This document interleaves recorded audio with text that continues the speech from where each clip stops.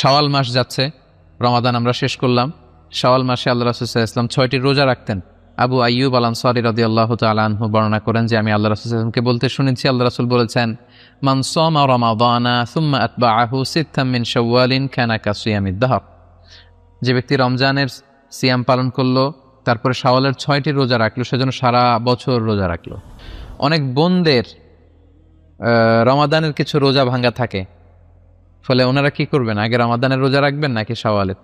এক্ষেত্রে বিশুদ্ধ মত হচ্ছে আগে রমাদানের রোজা রাখবেন, কারণ হাদিসের এক্সপ্রেশন হচ্ছে এমন যে রমাদানের রোজা রাখলো তারপরে শাওয়ালের 6 রোজা, সে জন্য সারা বছর রোজা রাখলো। তা বোনদের তো রমাদানের রোজা কমপ্লিট হয়নি, কারো হয়তো 24টা 25টা, তো 24 তো রমাদানের রোজা নয়, রমাদানের রোজা 29টি বা 30টি।